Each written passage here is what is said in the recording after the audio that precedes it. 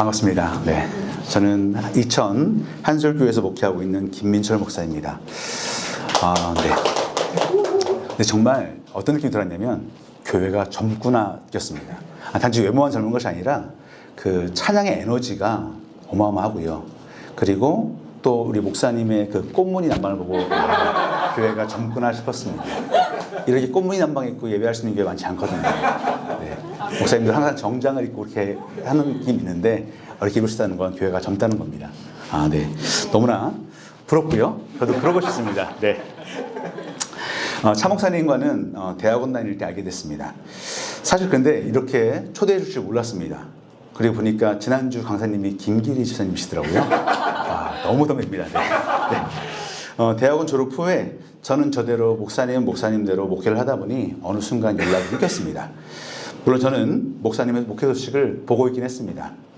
영종에 계시다가 분당으로 오셨고 또 이곳에 개척하신 것도 알고 있긴 했지만 그래도 이렇게 연락을 주셔서 많이 놀랐습니다. 차 목사님 주변에 유명하신 분들도 많을 텐데 저같이 이천 시골에서 목회하고 있는 또 게다가 성도는 가족분인 교회에서 목회하는 제게 연락을 주셔서 이렇게 함께하니까 너무 놀랍고 감사합니다. 오늘 전경이 다 왔습니다. 저희. 게다가 저는 사실 학부 때 신학을 전공하지 않고 대학원에서만 신학을 하다 보니까 감리교단 목사님들과는 인연이 닿지 않아서 외부 설교를 하러 갈 때도 주로 장로교회에서만 초청을 받았는데 이렇게 교단교회에 와서 설교를 하는 것도 제게는 참 감회가 새롭습니다. 한솔교회가 또 시즌2로 헤세드 교회를 준비하고 있는데 하나님께서 제게 주시는 선물이라 생각하고 있습니다. 다시 한번 차 목사님과 사랑하는 교수님들께 감사의 마음을 전합니다. 오늘 이 시간을 앞두고 어떤 말씀을 전해야 하나 기도하며 준비했습니다. 목사님께서 자유주의라고 하셔서 더 고민이 되었습니다. 그래서 며칠 전에 목사님께 여쭈었습니다. 제 삶의 이야기를 기반으로 하나님께서 인생을 어떻게 인도하시는지를 주제로 할지 아니면 그리스도인은 하나님의 성품인 헤세드를 따라 어떻게 살아야 하는지를 주제로 할지를 여쭈었는데 목사님께서 성도님들을 생각하셔서 첫 번째 주제를 하면 좋겠다 제안해 주셔서 오늘 본문으로 정했습니다. 근데 보니까 지난주에 김 지사님께서 간증하셨다더라고요. 네. 사실 그리고 두 번째 주제는 한솔교회 시즌2의 교회 이름과 관계가 있습니다. 새로 시작할 교회 이름을 정하면서 헤세드 교회라고 정했는데 교회의 방안과 관련이기 때문입니다. 그런데 신기하게도 헤세드 교회라고 이름 적기 전에 생각했던 교회 이름은 사랑하는 교회였습니다. 정말입니다. 아까 말씀드렸었는데 그런데 아시겠지만 저희도 그 이유로 이름을 바꿨거든요. 네. 어쨌든 이 시간에는 하나님께서 인생을 어떻게 인도하신지와 관련하여서 말씀을 나누려고 합니다. 부끄럽지만 저는 책을 한 권 썼습니다. 23년 1월에 출간되었는데 책 제목은 이렇습니다. 성도는 우리 가족뿐입니다. 제가 2011년 4월에 전라남도 고흥에서 편의점도 없는 마을에서 개척해서 단독 목회를 시작했고 2012년 9월에 이천에 부임했는데 그때부터 책을 쓸 당시까지 성도는 저희 가족뿐이어서 저에게 책을 쓰자고 제안해 주시고 기획해 주신 편집장님이 제목을 그렇게 지었습니다. 편집장님이 기획 단계부터 그렇게 제목을 지으셨는데 사실 그 제목이 마음에 들어서 저희 가족과 한솔교회 이야기를 쓰겠다고 마음먹었습니다. 사실 성도가 저희 가족뿐인 것이 자랑도 아니고 관련해서 하고 싶은 별다른 이야기도 없어서 교회 이야기를 쓸 생각도 전혀 하지 않았었습니다. 그럼에도 그 편집장님의 강력한 권고와 그 제목 때문에 책을 썼습니다. 물론 지금도 성도는 저희 가족뿐입니다. 어쨌든 한솔교회의 성도는 저희 가족뿐이어서 생계를 위해서 저는 다양한 일을 했습니다. 제 책에는 제가 엔잡너라고 표현을 했습니다. 실천신학대학원 대학교가 있는데 그때 당시에 총장님 제가 수행 비서를 했습니다. 또 아이들에게 영어를 가르쳤고 세운복사라는 출판사에 지금 외주 교정 교율도 일도 하고 있고 때로는 포장 알바도 하고 부모님이 농사 지으신 농산물을 판매도 하고 있습니다. 사역적으로는 이 근처 선한목자교회 갈렙교회에서 운영하는 노인대학에서 성경을 9년째 가르치고 있고 또 몸이 불편한 청년들과 어르신들을 신방도 하면서 주어진 사역을 성실하게 감당하려고 애쓰고 있습니다. 그리고 올해 3월부터는 감사하게도 인천에 있는 어느 장로교회의 협동 목사로 일주일에 2번 설교를 하고 있습니다. 이렇게 목회한 시간이 만으로 14년이 되어갑니다. 그렇게 목회하면서도 이천에 부임할 때부터 지금까지 제 책의 제목처럼 성도는 여전히 저희 가족뿐입니다. 누가 보면 눈에 보이는 열매, 즉 성도가 늘지 않기 때문에 목회 실패라고 말할지도 모르겠습니다. 그리고 어떤 분들은 왜 사역을 계속하냐고, 그렇게 할 거면 차라리 그만두고 다른 일을 하라고 말씀하시는 분들도 있습니다. 그럼에도 저는 낙심하거나 절망하지 않고 오히려 기쁘게 하루하루의 삶을 살아가고 있습니다. 앞서 언급한 그 일들도 즐겁게 감당함으로, 그 즐겁게 감사함으로 감당하고 있습니다. 그러다 보니 그런 시간들이 쌓였고 또 페이스북에 제 삶의 이야기들을 올렸는데 편집장님이 이런 제 모습이 신기했는지 책을 쓰자고 제안을 하신 것이었습니다. 그런데 여러분은 지금 제 이런 모습이 어떻게 보이십니까? 제가 주눅 들어 보이고 힘들어 보이고 그렇습니까? 사실 이런 이야기를 하면 제일 많이 들었던 질문은 이것입니다. 뭘 것 같습니까, 여러분? 어떤 질문을 많이 들었겠습니까? 다들 예상하다시피 목사님 힘드시죠입니다. 네. 어떤 사모님께서는 그러셨습니다. 목사님 뭐 먹고 사세요? 이렇게 말씀하시더라고요.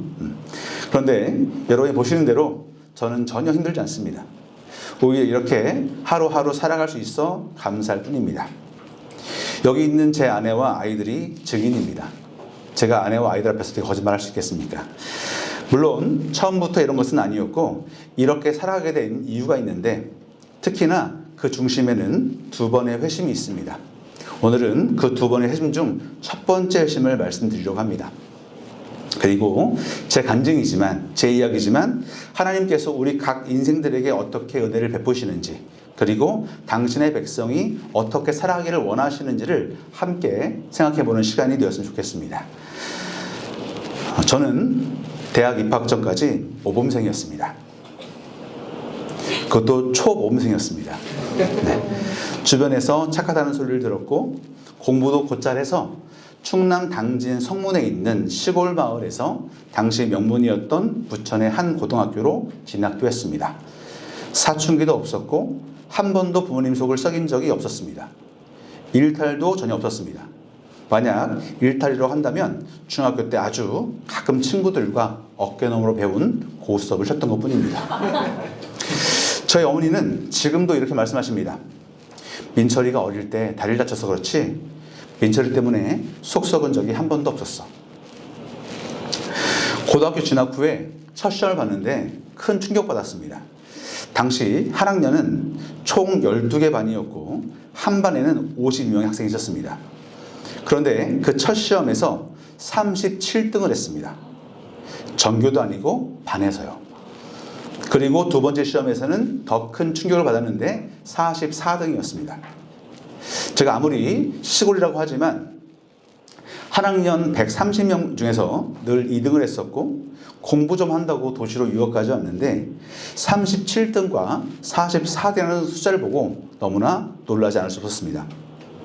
한 번도 보지 못한 등수에 큰 충격을 받았습니다. 그런데 학교에 와서 보니까 당연한 결과이기도 했습니다. 당시 입학 후 친구들 공부하는 것을 보니까 거의 대부분이 선행학습을 했더라고요. 심지어 저는 당시에 선행학습이라는 말조차 몰랐습니다. 저는 중학교 때 공부라는 것을 시험 주간 외에는 해본 적이 없었고 당연히 고등학교 입학을 위한 준비도 따로 하지 않고 입학했습니다. 머리만 믿고 까버렸던 것을 크게 후회하게 된 순간이었습니다. 그래서 저도 공부를 하기 시작했습니다. 물론 무엇이 되어야겠다는 목표가 있어서 한 것은 아니었고 등수도 그렇고 무엇보다 옆에 있는 모든 친구들이 공부를 하니까 저도 공부를 하지 않을 수 없었습니다. 그렇게 3년을 미친 듯이 공부했습니다.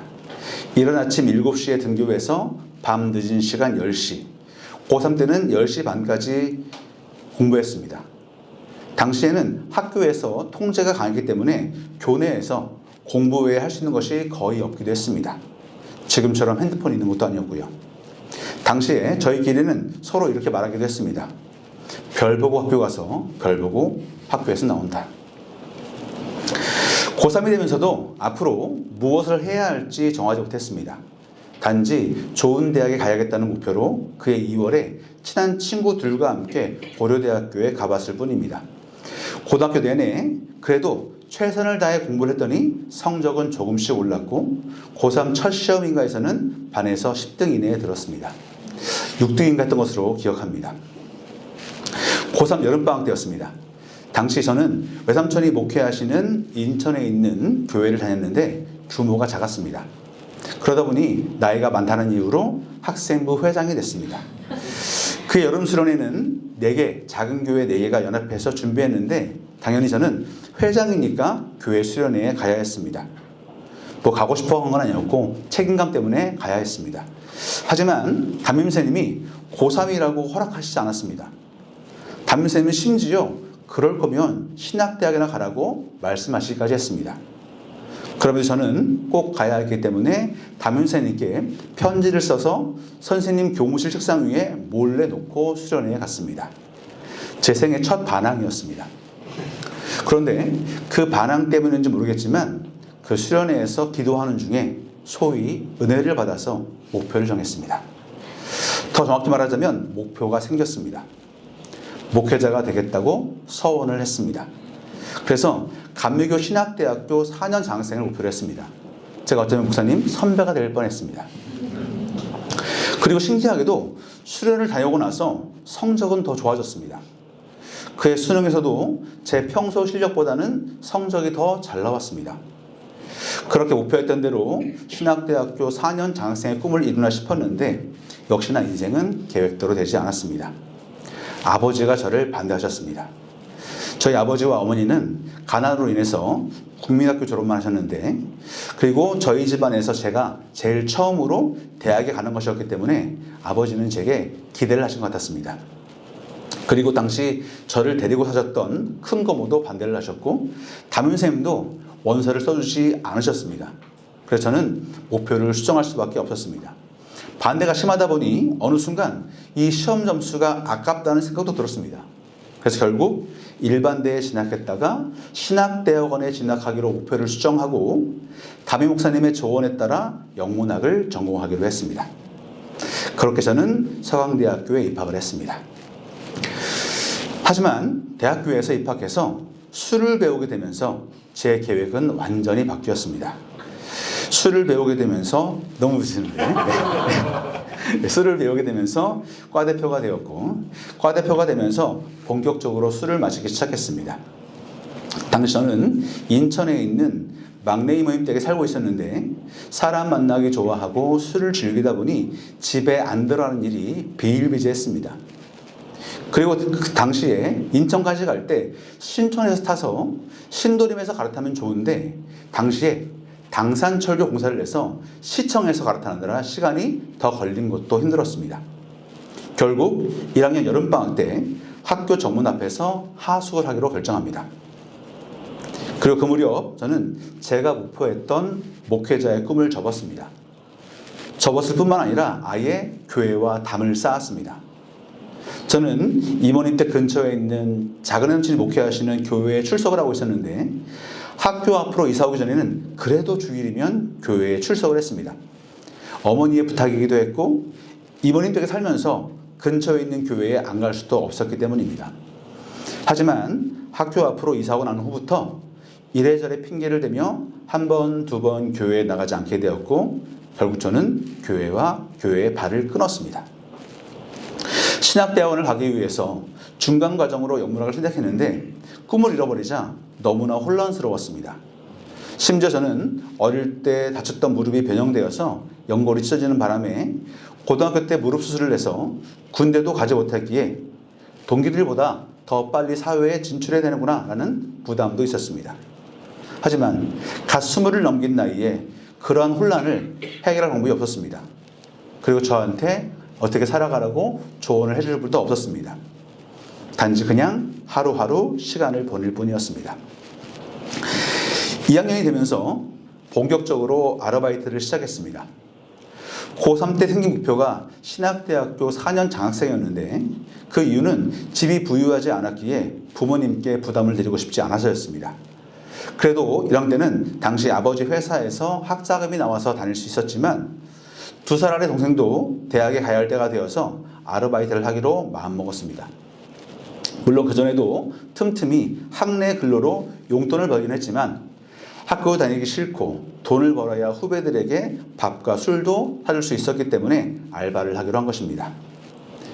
2학년 2학기 때는 휴학까지 하면서 아르바이트에 매진했습니다. 오전과 오후에는 당구장에서, 밤 11시부터 아침 7시까지는 편의점에서, 그리고 그 중간에는 과외를 하기도 했습니다. 그렇게 일하면서도 미래에 대한 불안은 사그라들지 않았습니다. 그 불안을 잊기 위해 당구장 아르바이트를 하면서 만나게 된 형들과 자주 술을 마셨습니다. 어느 달인가는 법학을 전공하는 친구와 함께 거의 매일 홍대에 있는 클럽에 가기도 했습니다. 근데 문제는 카드 대금이었습니다. 학생이 돈이 어디 있었겠습니까? 카드가 있으니 긁었을 뿐입니다. 제가 98학번인데 97년도 11월에 IMF가 터졌습니다. 당시 정부에서는 이 IMF를 타개한다고 경제 활성화를 해야 한다면서 신용카드를 남발하다시피 했습니다. 여기 제 또래도 계실 테니 아시는 분도 계실 겁니다. 어느 날인가 수업을 하러 가는 중이었는데 어떤 아주머니가 저를 부르십니다. 학생, 신용카드 한 장 만들고 가. 이거 만들어 놓으면 돈이 없어도 사용할 수 있고 돈 필요할 때 현금 서비스 받을 수 있을 거야. 좋은 거니까 한 장 만들고 가. 저는 그 말의 의미가 뭔지도 모른 채 당연히 경제관념이 없을 때니 좋다는 말만 듣고 카드를 만들었습니다. 그렇게 2장을 더 만들었고 그 카드들로 술값을 결제했습니다.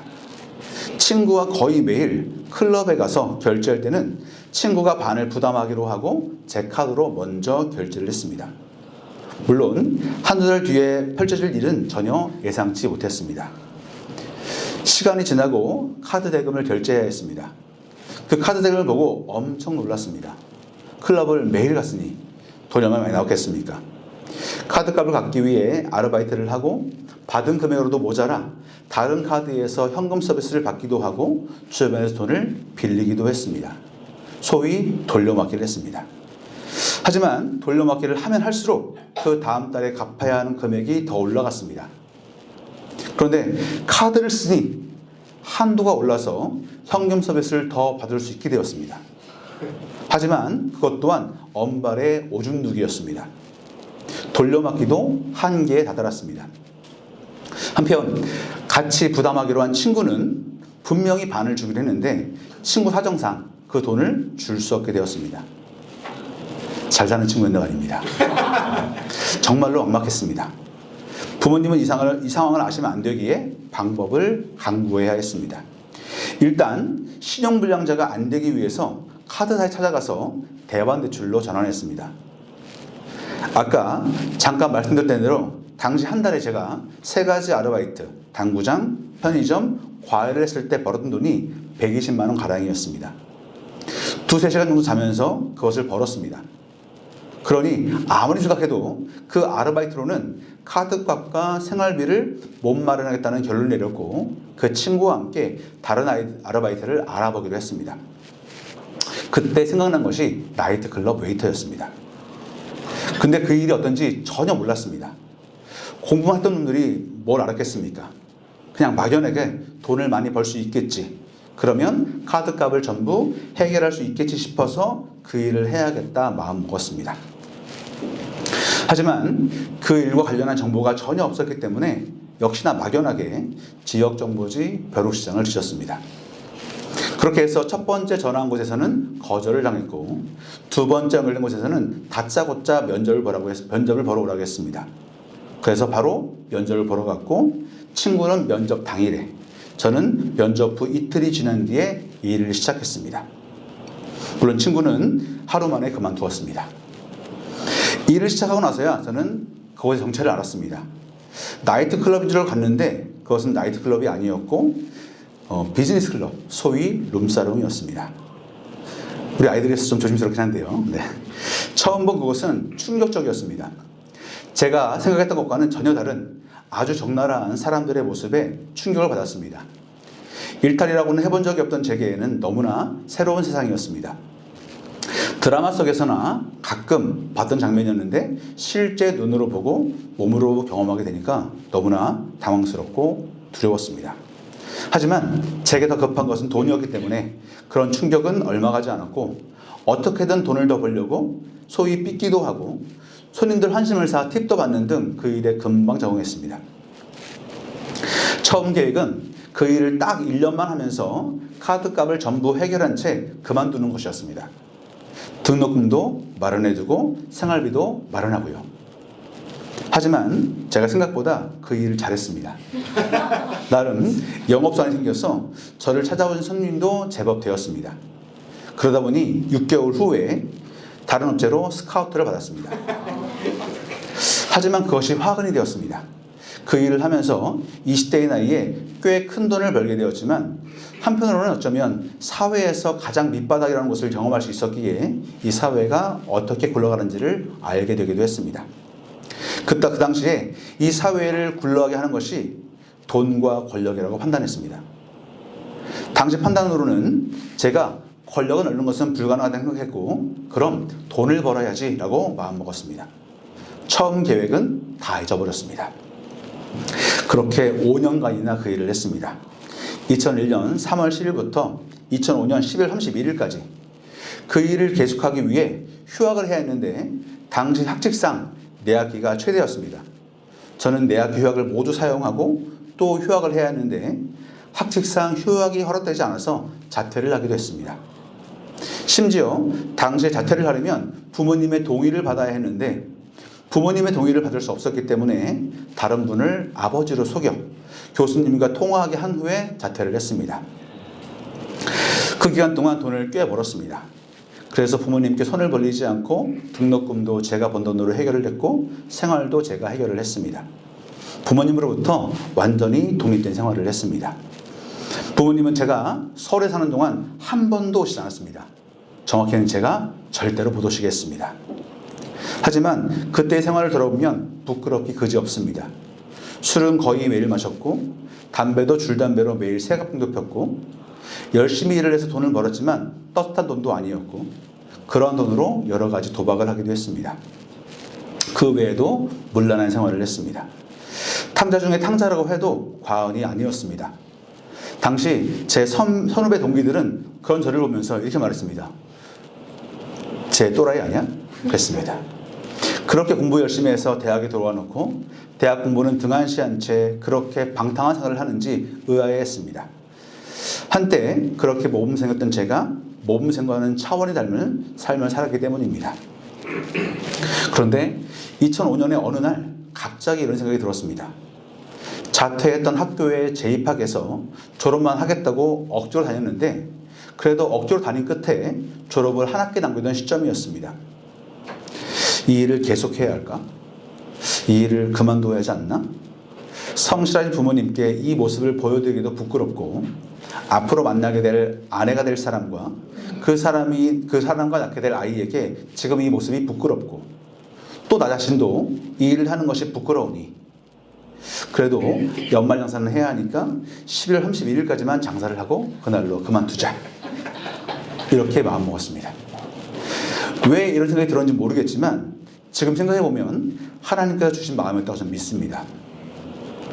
어쨌든 그러한 생각 덕분에 저는 2005년 10월 31일 마지막으로 장사를 하고 그 일을 그만두었습니다. 당시에 제가 해결해야 할 외상값도 1,000만 원가량 있었고 그때도 한 달에 적어도 4,500원 벌고 있었기 때문에 그만두기 쉽지 않았지만 굳은 마음을 가지고 그만두었습니다. 저는 그 이후에 돈을 벌어야 하기에 취업을 해야 했습니다. 하지만 상황이 녹록지 않았습니다. 저는 영문과 출신이지만 한 번도 토익을 보지 않았습니다.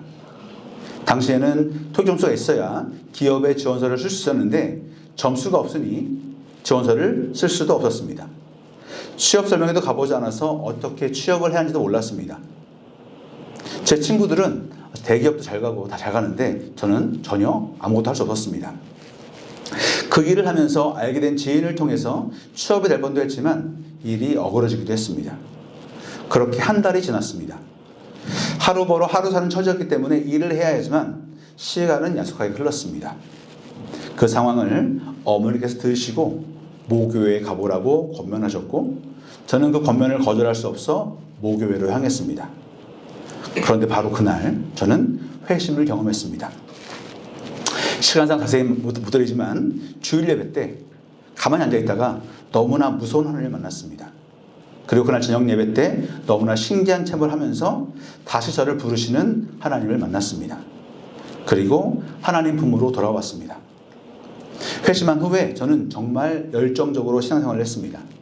새벽 기도회, 수요 기도회, 금요 기도회, 주일 예배, 청년부 예배 등 모든 예배와 기도회에 빠지지 않았고 때때로 집회가 있으면 모든 집회에 참여했습니다.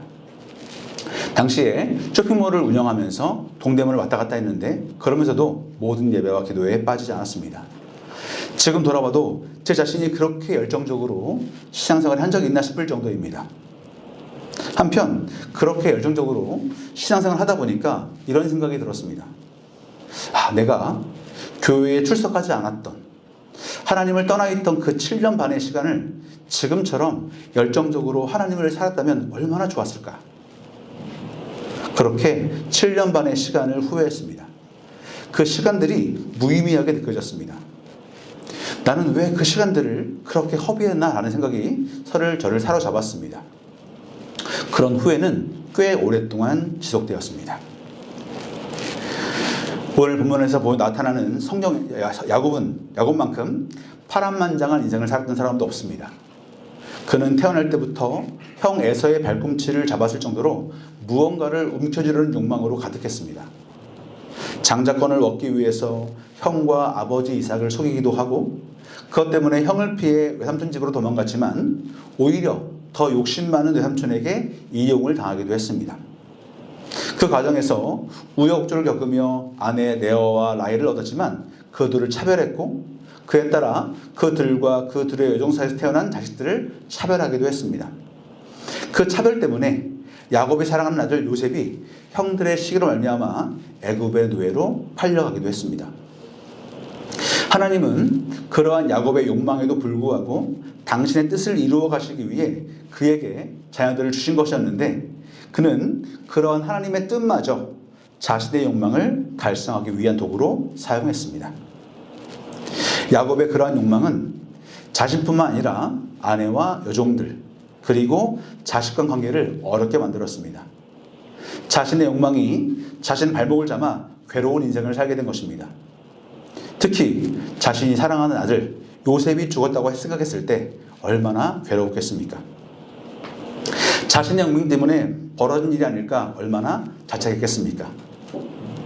그랬던 야곱이 요셉이 살아있다는 것을 알게 되고 심지어 요셉이 애굽의 총리가 되었다는 것을 알고 얼마나 감사했겠습니까? 그리고 그는 자신의 인생을 돌아보면서 자신의 인생을 하나님 안에서 해석했을 것입니다. 그리고 요셉 덕분에 애굽으로 온 가족이 내려와서 바로를 만나게 되었을 때 이렇게 본인의 인생에 대해서 언급합니다. 오늘 본문입니다. 우리 다시 한번 한 목소리로 함께 읽어보겠습니다. 본문입니다. 밑에 읽겠습니다. 내 나그네 길의 세월이 130년이니이다. 내 나이가 얼마 못되니 우리 주상 나그네 길의 연조에 미치지 못하나 아멘. 야곱은 자신의 인생을 돌아보며 자신의 인생 가운데 베푸신 하나님의 은혜를 생각했을 것입니다. 자신의 욕망을 위해 하나님까지도 이용하려고 했던 자신의 욕망을 마주하게 되었을 것입니다. 하지만 고난의 시간을 보내면서 자신의 욕망대로 살았던 시절을 떠올리면서 무엇보다 그 가운데 베푸신 하나님의 은혜를 생각하면서 위와 같이 고백하게 되었을 것입니다. 그런데 이상하게 저는 야곱의 저 말에서 야곱의 후회보다는 그 시간들을 통해 하나님을 만난 은혜를 감사하는 야곱의 모습이 그려졌습니다. 하나님을 만났기 때문에 저렇게 비참한 자신의 모습도 고백할 수 있었을 것입니다. 자신의 잘못된 과거를 숨기고 싶었겠지만 숨기지 않고 하나님의 은혜 앞에서 그대로 고백할 수 있었습니다. 과거에 그 시간들이 있었기 때문에 그런 하나님을 고백할 수 있었을 것입니다. 그 고백이 하나님의 도우심을 구하며 자손들에게 유언을 하는 축복과 본향으로 가고 싶어하는 야곱의 유언 속에 담겨 있습니다. 그 말씀을 묵상하면서 다시 저는 지난날을 돌아보았습니다. 과연 내가 한때 후회했던 그러한 시간을 보내지 않았다면 지금의 나는 존재할까? 오히려 그러한 시간을 보냈기 때문에 더 분명히 하나님의 은혜를 고백하고 있는 것이 아닌가? 그 시간을 통해 돈과 권력의 무서움과 무상함을 배울 수 있었고 인간 존재가 어떠한지를 배울 수 있지 않았나? 그것이 지금 사람을 이해하고 목회를 하는데 큰 도움이 되고 있지 않나? 그것이 나로 하여금 다른 곳을 바라보지 않게 하고 오직 하나님만 추구하는 일에 집중하게 하는 것이 아닌가? 회심 후 머릿속을 채웠던 후회들이 이제는 후회가 아니라 오히려 하나님을 향한 감사와 섭리에 대한 고백으로 바뀌었습니다. 저는 앞을 알지 못하고 제 욕망대로 살았지만 하나님은 그 시간을 통해서 저를 빚어가고 계셨습니다. 2011년 4월에 첫 목회를 위해서 고흥에 개척했을 때에도 고흥에서 실패 아닌 실패를 하고 2012년 9월 이천에 부임하고 난 후 지금까지도 제 계획과는 정반대로 인생이 흘러가고 있습니다. 처음부터 규모가 큰 교회에서 목회하고 싶다는 생각은 없긴 했지만 그래도 목회를 시작하면 평탄할 줄 알았고 성도들이 모일 줄 알았고 계획대로 뭔가가 이루어질 줄 알았습니다. 나름 이상주의자였습니다. 20대 때에 아주 적나라한 현실을 경험했음에도 제 안에는 나름의 이상이 있었습니다.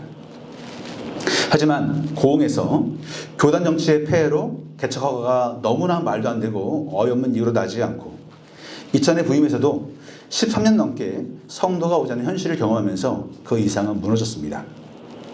하지만 그럼에도 절망하지 않고 낙심하지 않고 포기하지 않고 지금의 일상을 기쁨과 감사로 버틸 수 있는 것은 하나님의 섭리를 믿기 때문입니다. 지금 제게 주어진 자리가 하나님께서 보내신 자리이고 이 자리에서 당신의 백성을 다듬어 가시고 그래서 하나님만이 우리에게 참 기쁨임을 고백하게 하시려 한다는 것을 믿기 때문입니다. 물론 그런다고 해서 우리의 현실은 바뀌지 않을 것이고 고난도 그대로일지 모르고 고통도 감소하지 않을지 모르지만 그럼에도 불구하고 지금의 현실은 우리로 하여금 진정한 만족이 무엇인지 알게 하시기 위한 하나님의 손 가운데 있음을 고백할 뿐입니다. 그래서 미래를 알 수 없지만 주어진 하루하루를 성실하게 감당하며 걸어가고 있습니다. 이러한 제 삶의 고백과 자세는 지난 20대 때 방탕한 삶을 다시 돌아보게 하시며 제게 주신 하나님의 선물입니다.